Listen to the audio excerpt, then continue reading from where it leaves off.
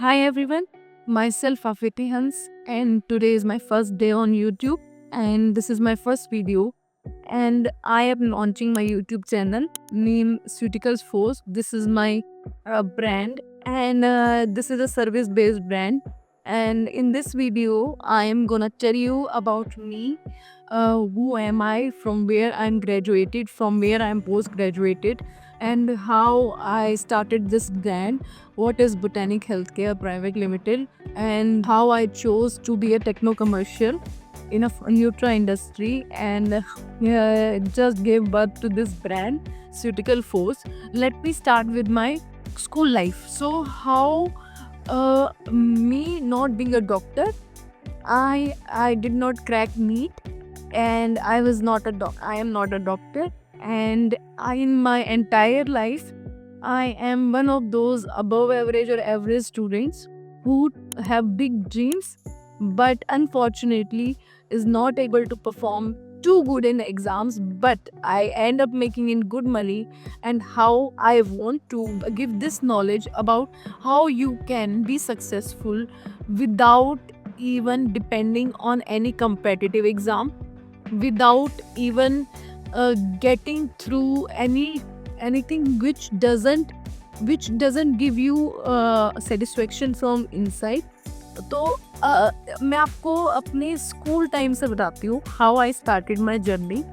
And I was average student, or you can say above average, whatever suits you, because I got 9 CGPA in my 10th standard. And my family was a kind of that you should go for commerce because science में बहुत ज़्यादा burden होता है. It is a very hectic thing to pursue. Syllabus बहुत vast होता है. But me being adamant about everything since day one, since the beginning, so I thought no, I want to pursue my career in medical. Because हुआ क्या था, मैंने non medical में विद्या मंदिर classes के एग्ज़ाम्स दिए थे जो एंट्रेंस एग्ज़ाम होते हैं. तो मेरे को 3 अटेम्प्ट्स लग गए to get into a coaching centre. So I told my father, if in going into a coaching centre taking me 3 attempts, then how can I become a IITian और a good engineer. But he advise, no, it has nothing to do. अगर आप VMC में नहीं जा पा रहे तो इसका मतलब ये नहीं है कि आप इंजीनियर अच्छे नहीं बन पाओगे. बट होता है ना, उस एज में मैं टीनेजर थी और मेरे अंदर जो जिद है कि मुझे जो एक बार कन्विंस कर देती है चीज़, then it is very hard for my even for my parents कि वो मुझे उस चीज़ से पीछे हटा सके. एंड उन्होंने मुझे कॉमर्स की बुक्स दी. तो कॉमर्स की बुक्स जब उन्होंने मुझे दी तो वो बुक्स पढ़ के तो मुझे लिटरली बहुत ही बोरिंग लगा, because I am very bad at finance.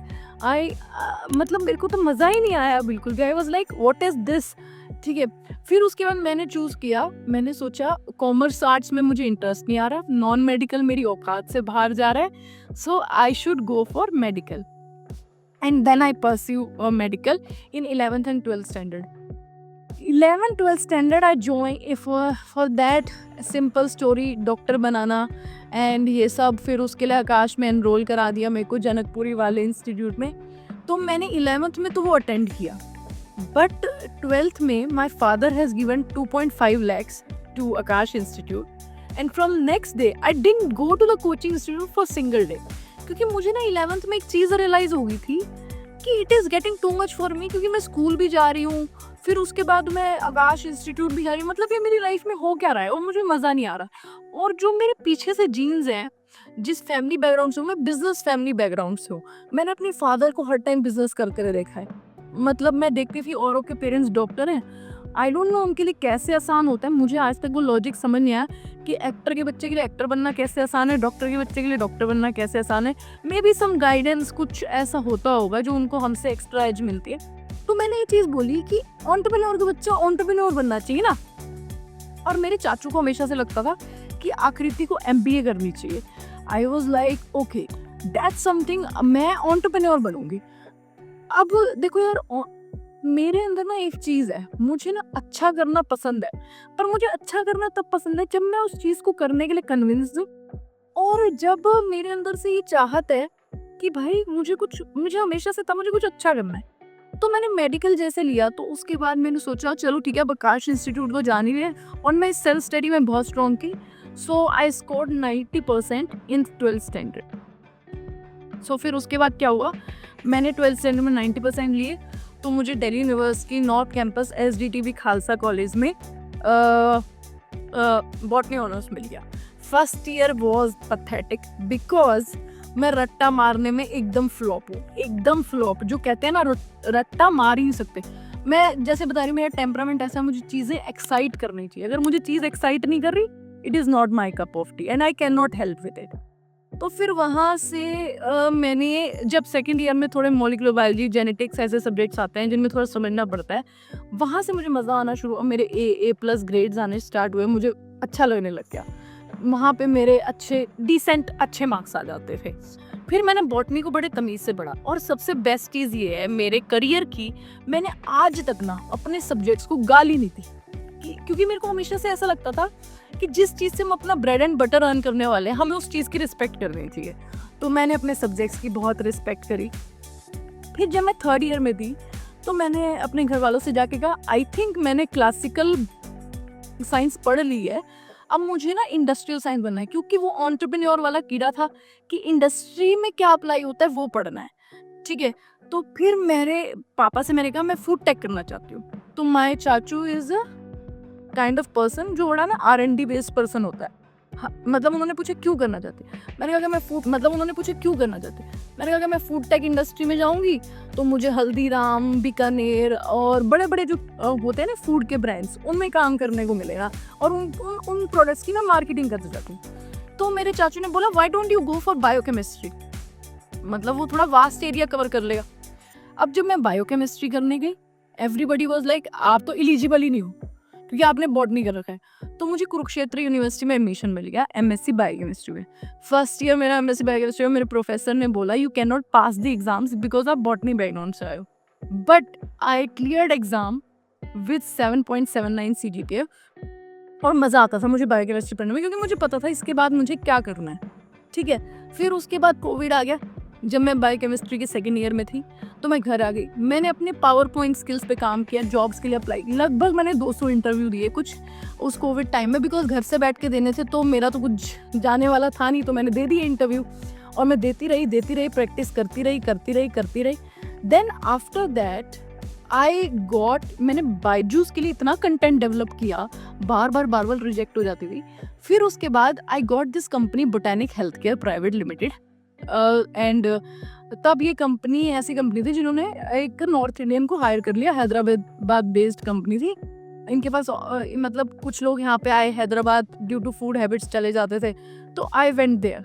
मैंने अपने पेरेंट्स से 70,000 लिए, मेरे चाचू पापा मुझे छोड़ के आए वहाँ पे for a salary of 13,500, 2.5 lakh CTC। क्यों? क्योंकि botanic health care private limited में मुझे मेरे बॉटनी की स्किल्स, बायोकेमिस्ट्री की skills, communication skills, marketing skills use करने का मौका मिल रहा था, and it was something which I wanted.